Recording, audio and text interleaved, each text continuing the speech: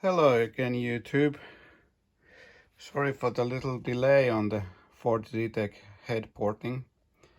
As you can see here, I've started to port the intakes. That's been taking some while. This is just to show how much material I'm moving from the port mouth, and I'll explain later why.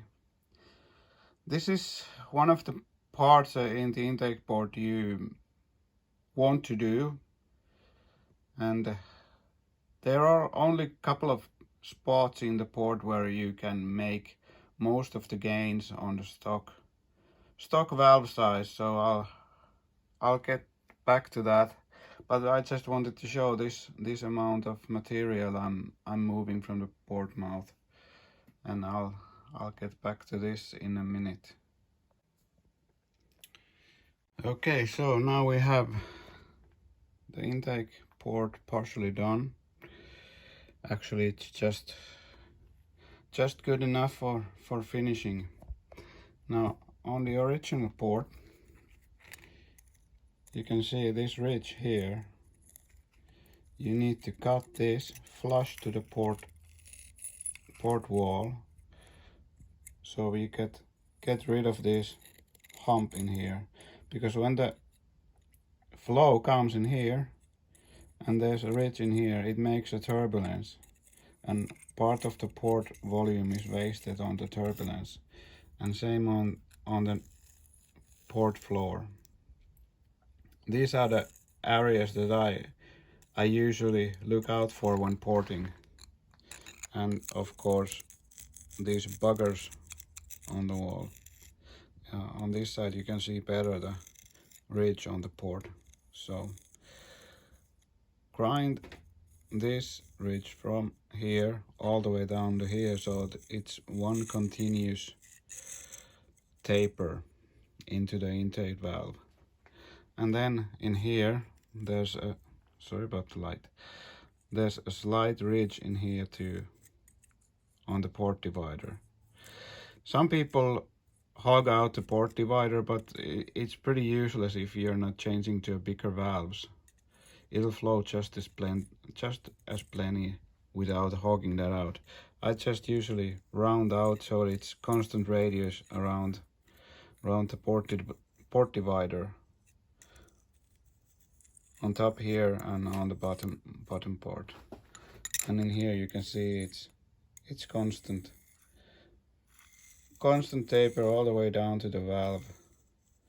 So this is the kind of port shape I'm aiming for on these Zetecs, and same on the port floor. If you have any humps here, grinding them away so it's flat, it's flush with the rest of the port.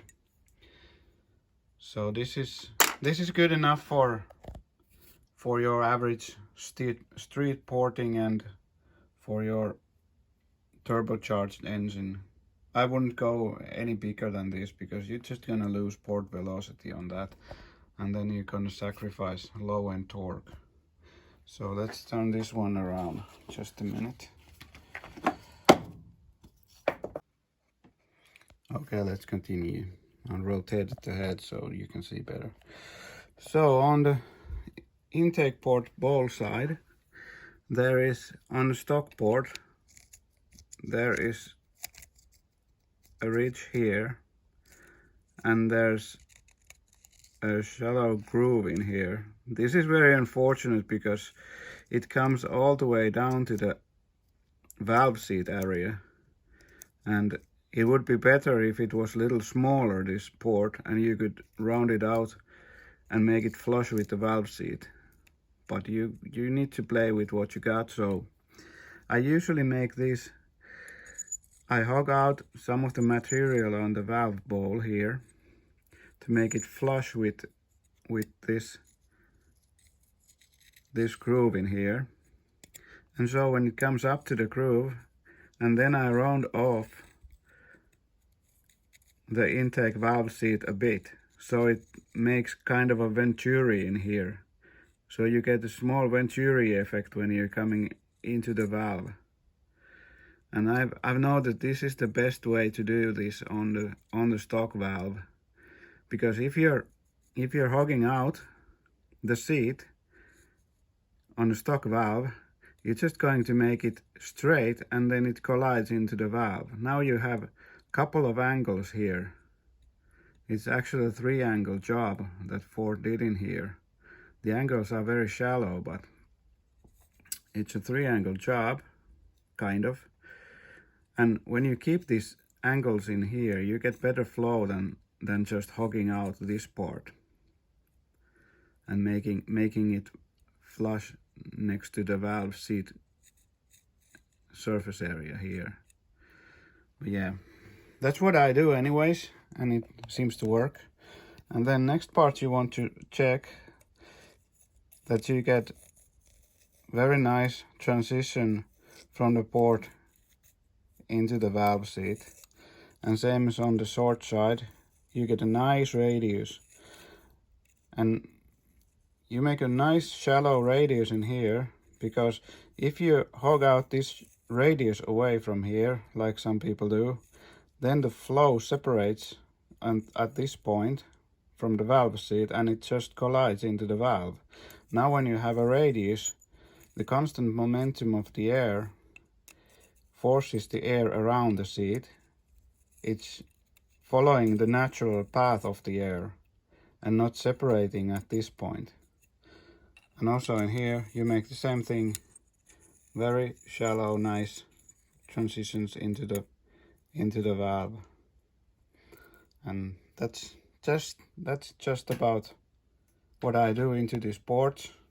And unfortunately this head is, I think I'm gonna finish it and I'm gonna sell it, because I found an ST170 head that was shipped to me,